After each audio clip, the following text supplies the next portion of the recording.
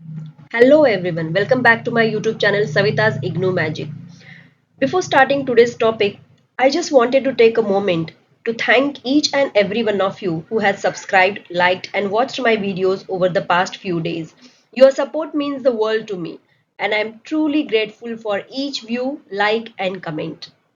So, today's topic is sources for the study of ancient societies, the ancient society anthropological readings.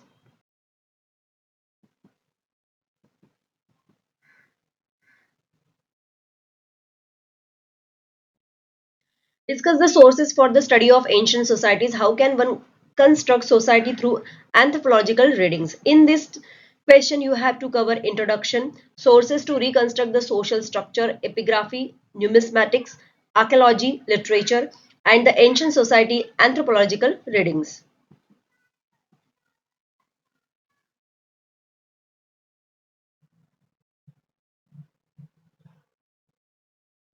बहुत पुराने जमाने के समाजों को हम प्राचीन समाज कहते हैं। उनकी अपनी खास परंपराएं, संस्कृति और रहने का तरीका होता था। इन्हें इतिहास और पुरातत्व से जानने की कोशिश की जाती है। इन प्राचीन समाजों को समझने के लिए उनके बारे में जानने के साधन बहुत जरूरी हैं। ये साधन हमें बताते हैं कि वे लोग कैसे रहते थे, उनकी संस्कृति कैसी थी और उनका इतिहास कैसा रहा। Sources to reconstruct the social structure. In this, we are going to see about epigraphy first.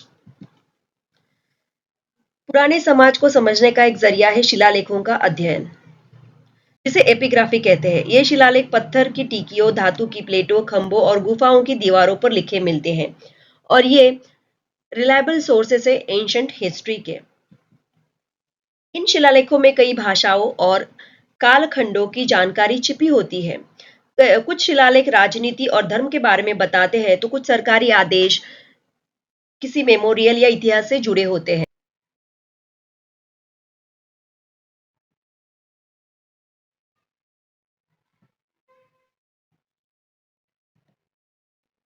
अब कुछ एग्जाम्पल्स देखते हैं। धर्म और प्रशासन से जुड़े शिलालेख जैसे सम्राट अशोक के धर्मस्तंभ लेख, समुद्रगुप्त और रुद्रदमन प्रथम के स्तंभ हमें उस समय के शासन और धर्म के बारे में बताते हैं। पर शिलालेख सिर्फ इतने ही नहीं बताते। दिलचस्प उदाहरण है दिल्ली और बहरामपुर के द्विभाषी शिलालेख, जो दो भाषाओं में लिखे गए हैं। पुटुकोट्टई में संगीत के नियम और चित्तौड़ में वास्तुकला ग्रंथ जैसे शिलालेख उस समय की कला के बारे में बताते हैं।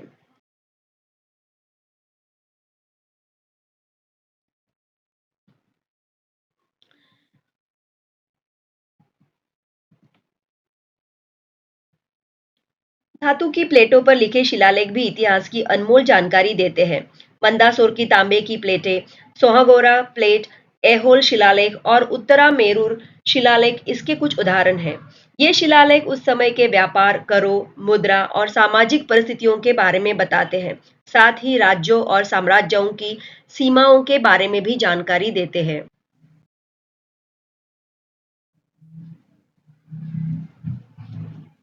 शिलालेखों के अध्ययन से हमें प्राचीन जीवन, समाज, अर्थव्यवस्था और रहने सहने के तरीकों के बारे में पता चलता है। दक्षिण भारत में मिलने वाले वीर शिलाओं पर लिखे शिलालेख उस समय की पशुधन पर आधारित अर्थव्यवस्था के बारे में जानकारी देते हैं।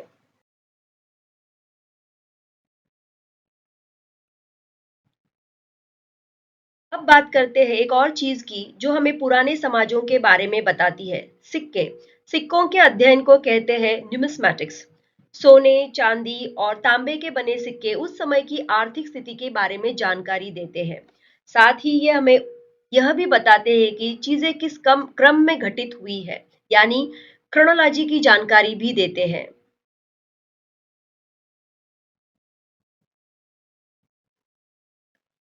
सिक्के सिर्फ अर्थव्यवस्था के बारे में ही नहीं बताते, बल्कि राजाओं और साम्राज्यों की ताकत और प्रभाव के बारे में भी जानकारी देते हैं। उदाहरण के लिए भारत में मिले रोमन सिक्के यह बताते हैं कि उस जमाने में भारत और रोमन साम्राज्य के बीच व्यापार या संपर्क था। सिक्कों पर बनी तस्वीरें, आकृतियां और तिथियां भी काफी अहम होती है। उदाहरण के लिए सौराष्ट्र के पश्चिमी क्षत्रपों के सिक्कों का अध्ययन करने से उस समय की कला और इतिहास को समझने में मदद मिलती है। जोगलथम्बी संग्रह जैसे सिक्कों के समूह पुराणों में लिखे सातवाहन राजवंश के इतिहास की पुष्टि करते हैं।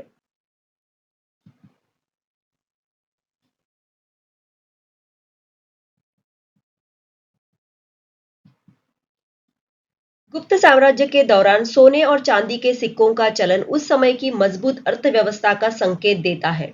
वास्तव में कम सिक्कों और उस समय के सिक्कों में कम मात्रा में कीमती धातु पाए जाने से जुड़े शहरी गिरावट के तर्क को भी इसी सबूत से बल मिलता है। इसी सबूत से मीन्स न्यूमिस्मैटिक्स से, सिक्कों की मदद से। यहाँ विचार यह है कि मजबूत अर्थव्यवस्था में अधिक मात्रा में सिक्के चलन में होते हैं, जो कि बराबर है, जबकि कम सिक्के कम व्यापार और संभवतः शहरी गिरावट का संकेत हो सकते हैं। साथ ही कम कीमती धातु वाले सिक्के यह बताते हैं कि शायद सोना और चांदी कम मात्रा में उपलब्ध थे।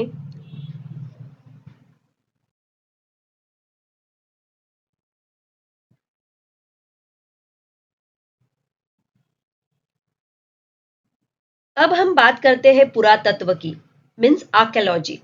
पुरातत्व उन चीजों का अध्ययन है जो हमें प्राचीन सभ्यताओं के बारे में बताती है। ये चीजें हो सकती है इमारतें, स्मारक और वो सामान जो उस समय के लोग इस्तेमाल करते थे।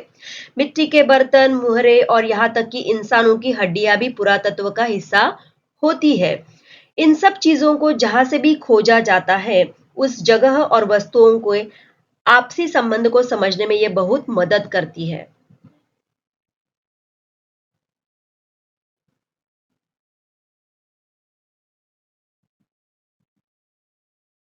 पुरातत्व विभाग की स्थापना भारत में लॉर्ड कर्जन और डॉक्टर मार्शल ने की थी। इस विभाग ने सिंधु घाटी, गुजरात में लोथल, राजस्थान में कालीबंगा और सिंध और पंजाब में कई जगहों की खुदाई की। इन खुदाइयों से पता चला है कि भारत में लगभग 2700 ईसा पूर्व से ही सभ्यता अस्तित्व में थी। तक्षशिला में की गई खुदाइयां मध्य एशिया से आए कुषाण साम्राज्य के बारे में जानकारी देती है।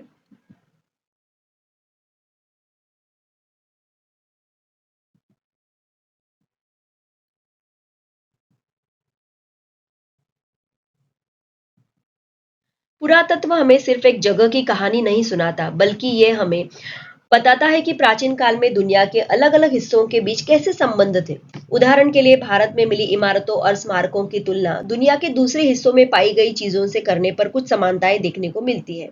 ये समानताएं इस बात का संकेत देती है कि उस समय विभिन्न क्षेत्रों के बीच संपर्क और आदान प्रदान होता था। दक्षिण भारत में अडिचा, नल्लूर, चंद्रावल्ली और ब्रह्मगिरी जैसी जगहों पर खुदाई से उस क्षेत्र के प्रीहिस्टोरिक पीरियड के बारे में जानकारी मिली है। वहीं अजंता और एलोरा के शानदार गुफा मंदिर, जो मूर्तियों और चित्रों से सजे हुए हैं, उस समय की कलात्मक उपलब्धियों को दर्शाते हैं। ये मंदिर प्राचीन भारतीय शिल्पकारों की सांस्कृतिक समृद्धि और कौशल का भी प्रमाण है।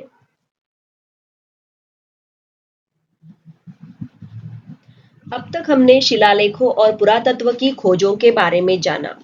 अब बात करते हैं साहित्य की, मीन्स लिटरेचर। प्राचीन समय में साहित्य का मुख्य उद्देश्य इतिहास को सहेजना नहीं था, बल्कि लोगों के अनुभवों और पूजा पाठ के नियमों को याद रखना था। इन ग्रंथों में वेद, ब्राह्मणास, आरण्यकास, उपनिषदास जैसे धार्मिक ग्रंथ शामिल है। साथ ही रामायण और महाभारत जैसे महाकाव्य, ब्रह्मशास्त्र और पुराण भी साहित्य का ही हिस्सा है।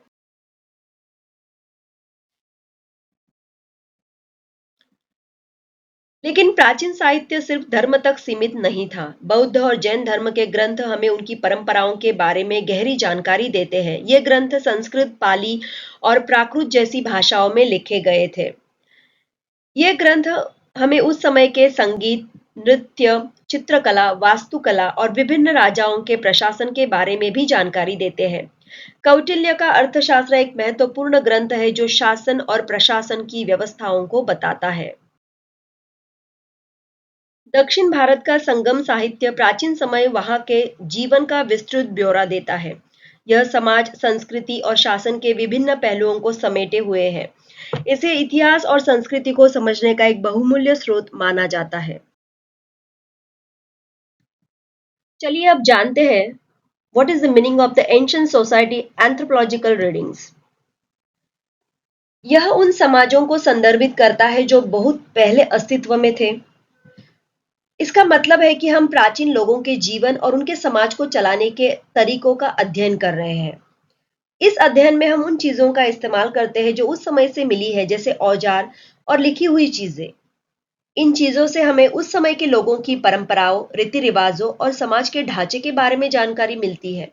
सरल शब्दों में कहें तो प्राचीन समाज मानव विज्ञान अध्ययन, प्राचीन लोगों के जीवन और समाज के बारे में सीखने के लिए उनके पीछे छूटे सबूतों का उपयोग करता है।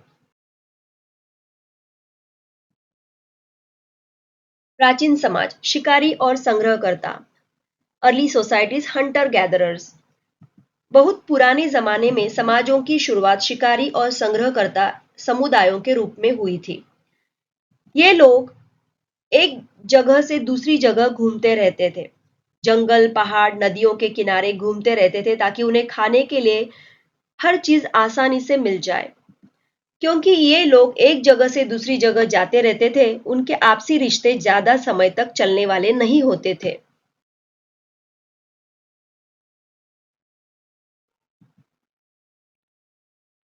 ट्रांजिशन टू सेटलमेंट्स, घुमंतु मीन्स नोमैडिक लाइफ से स्थायी बस्तियों की ओर। शिकार करने और जंगली चीजें इकट्ठा करने से स्थायी जीवन शैली की ओर बदलाव पौधों और जानवरों को पालने के साथ शुरू हुआ। लोगों ने फसल उगाने और जानवरों को पालने के लिए एक ही जगह रहना शुरू कर दिया। इससे स्थायी बस्तियों का विकास हुआ जहां लोग एक साथ रहते थे। ट्राइबल कम्युनिटीज, आदिवासी समुदाय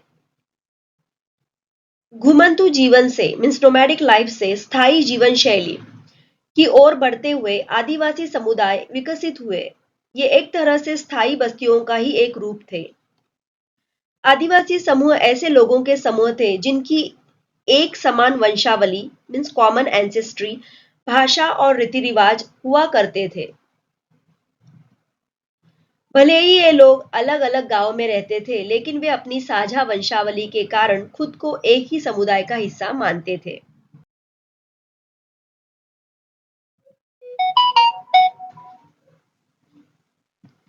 कैरेक्टरिस्टिक्स ऑफ ट्राइबल लाइफ, आदिवासी समाजों में कुछ खास बातें देखने को मिलती थी। वंशावली, आमतौर पर वंशावली का पता पिता की तरफ से लगाया जाता था। हालांकि कुछ जनजातियों में माता की तरफ से भी वंशावली देखी जाती थी। जमीन जैसे संसाधन पूरे आदिवासी समुदाय के होते थे और उन्हें पूर्वजों से विरासत में मिलते थे। निजी स्वामित्व का चलन कम था। एकता में बल था। इन समुदायों में आंतरिक रूप से भले ही थोड़ा बहुत विभाजन होता था, फिर भी वे अपनी साझा वंशावली और एक दूसरे के प्रति दायित्वों के कारण एकजुट रहते थे। खेती बाड़ी ने गांव में लोगों के बीच स्थिरता और सहयोग को बढ़ावा दिया। स्थायी जीवन शैली अपनाने के बाद गांव अधिक संगठित समुदायों में बदल गए, जिनमें सहकारी आर्थिक व्यवस्था थी। शिकार करने और जंगली चीजें इकट्ठा करने से स्थायी गांवों की ओर बदलाव ने सामाजिक व्यवस्था और दैनिक जीवन में महत्वपूर्ण बदलाव लाए। आइए देखें ये बदलाव कैसे हुए। अब लोगों को भोजन की तलाश में लगातार घूमने की जरूरत नहीं थी। इससे गांव में स्थिरता आई।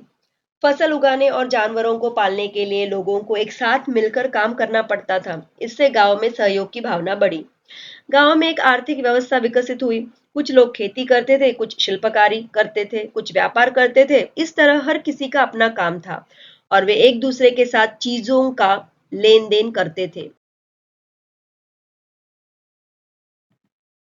तक हमने देखा कि पुरातत्व और साहित्य जैसे रिसोर्सेस प्राचीन समाजों को समझने में हमारी मदद करते हैं। लेकिन सिर्फ इतना ही नहीं है। प्राचीन समाजों के बारे में जानने के लिए और भी स्रोत मौजूद है।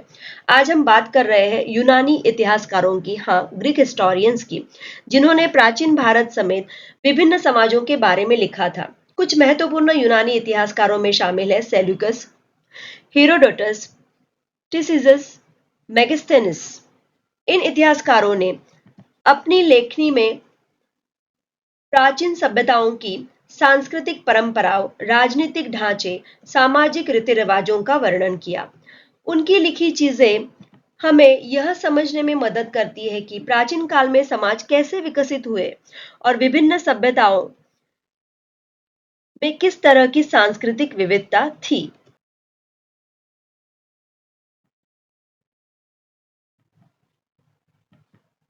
सो बेसिकली शिकारी और संग्रहकर्ता समाजों से स्थायी कृषक समुदायों में बदलाव मानव इतिहास में एक महत्वपूर्ण मोड़ था। इसने न सिर्फ रहने का तरीकों को बदला, बल्कि समाज की संरचना और संस्कृति को भी गहराई से प्रभावित किया। Thanks for watching till the end. And if this video added any value in your life and it is helpful for your exam preparation, so please don't forget to subscribe my channel, like and share it.